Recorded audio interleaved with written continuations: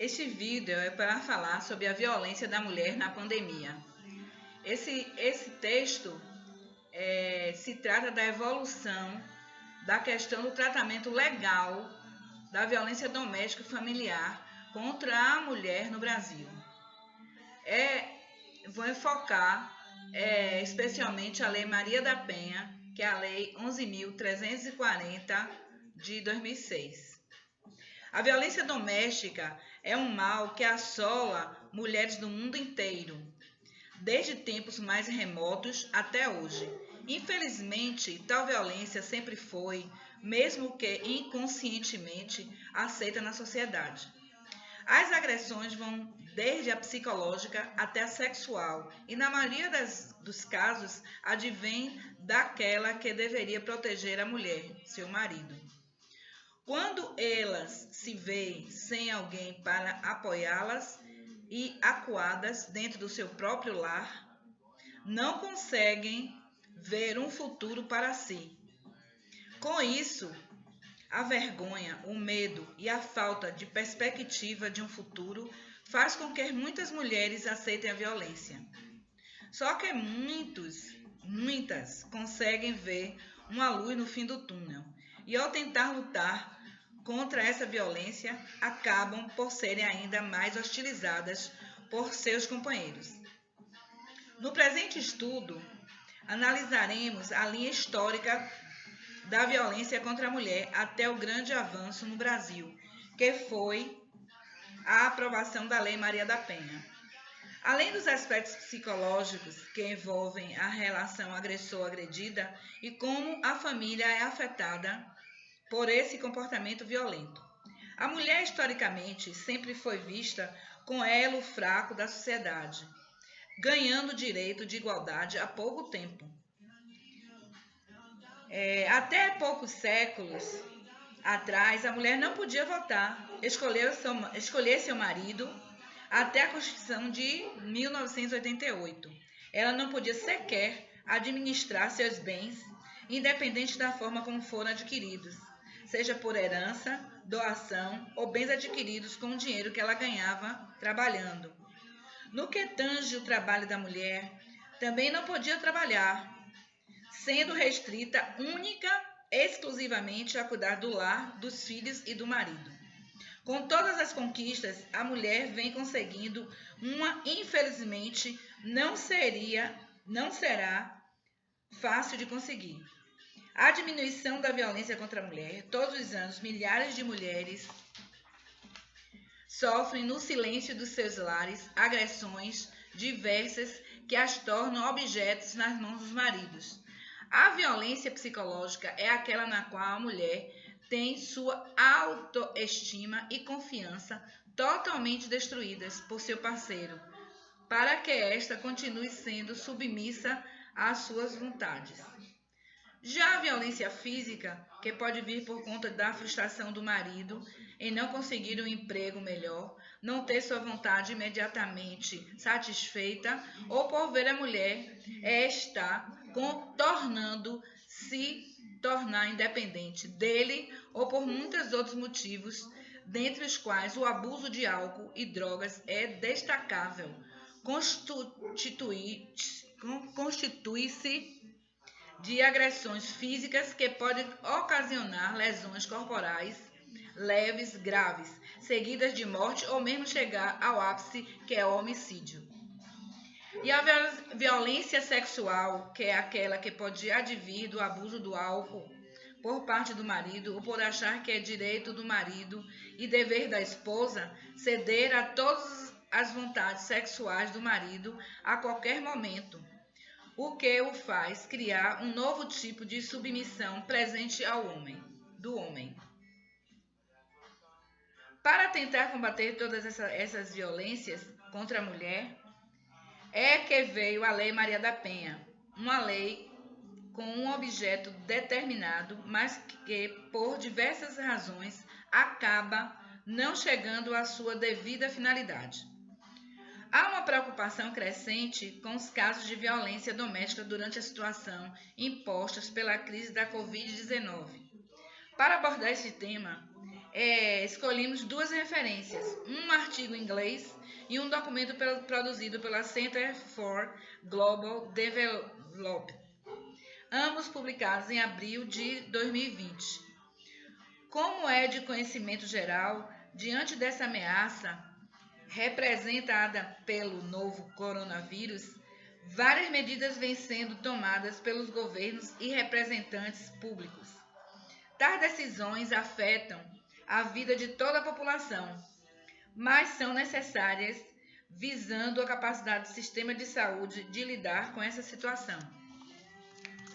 Contudo, essas medidas trazem consequências e algumas são indesejáveis, como o surgimento de novos estressores que representam riscos físicos e psicológicos, dificuldades econômicas, desemprego, isolamento e solidão e maior exposição da população sob risco de violência doméstica.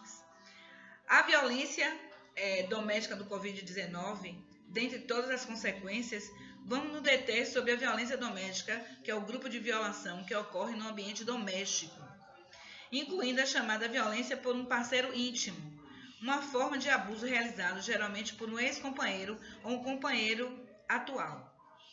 Essa situação pode ocorrer com ambos os sexos e sem diversas formas de relacionamentos, mas geralmente as mulheres tendem a ser afetadas de uma forma desproporcional.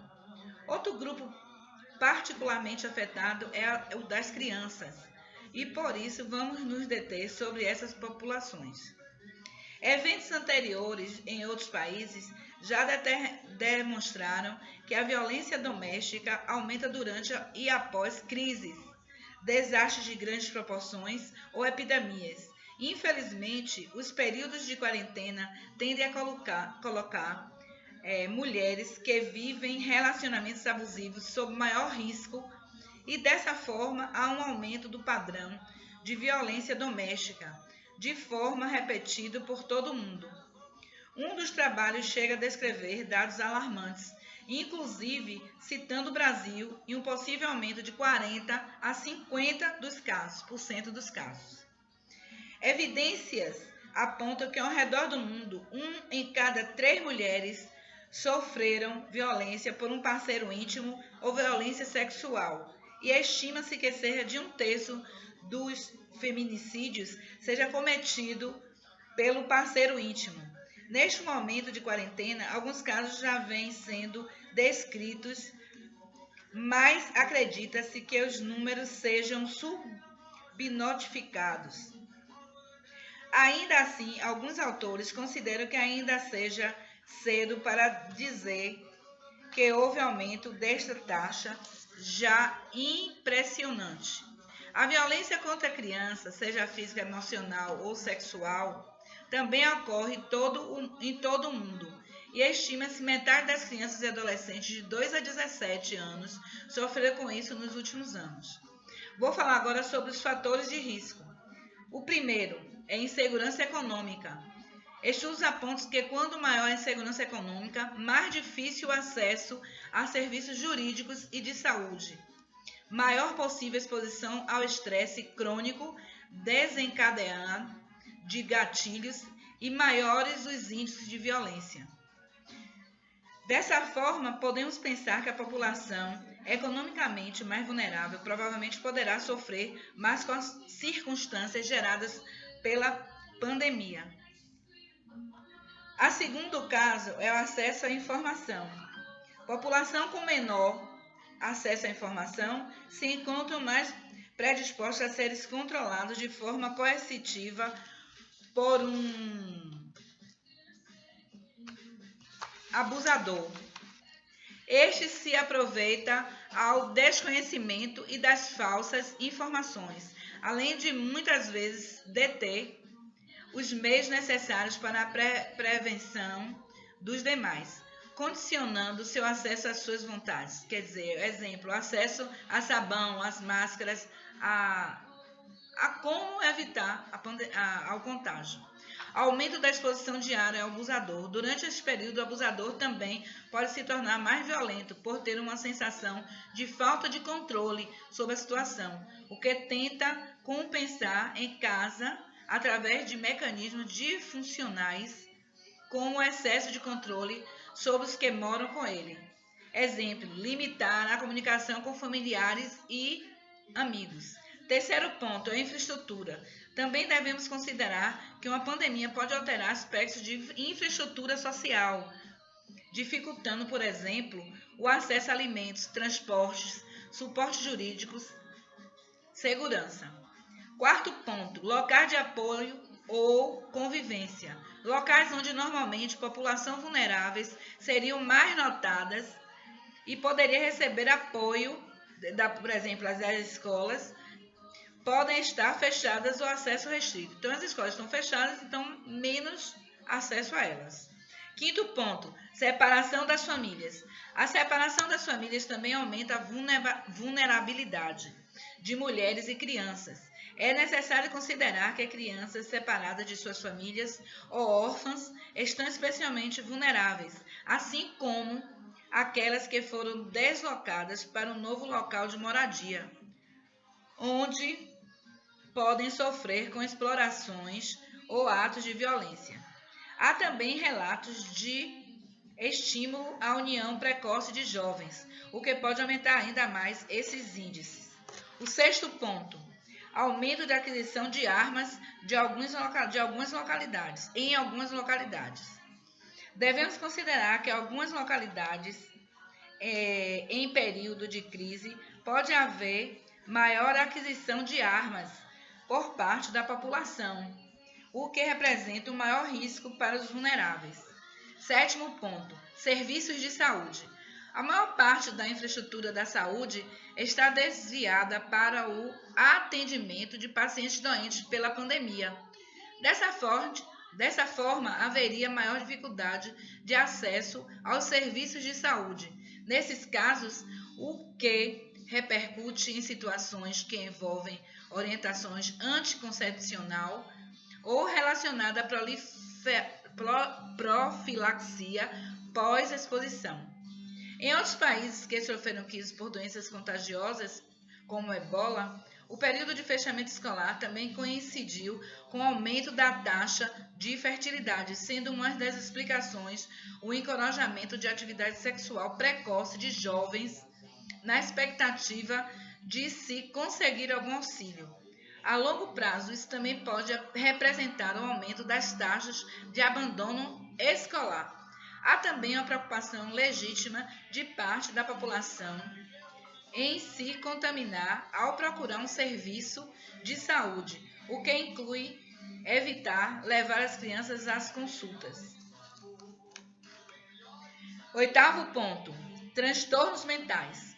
Finalmente, esta situação de emergência de saúde e pandemias, como já aconteceu com gripes suínas e SARS no passado, também se associa à presença dos transtornos mentais, como transtornos do humor ou ansiosos, transtornos relacionados ao estresse e tentativas ao suicídio.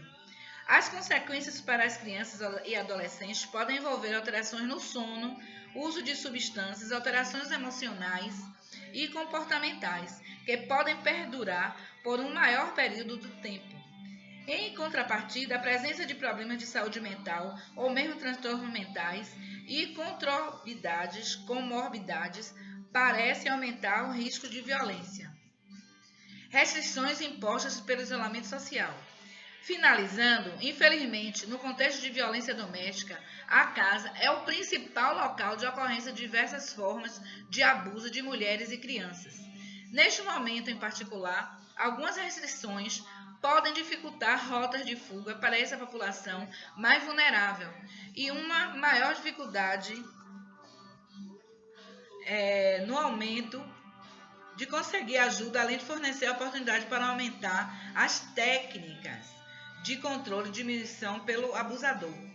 Por ocorrer sob o refúgio do ambiente doméstico, muitos desconhecem o que se passa nesse contexto.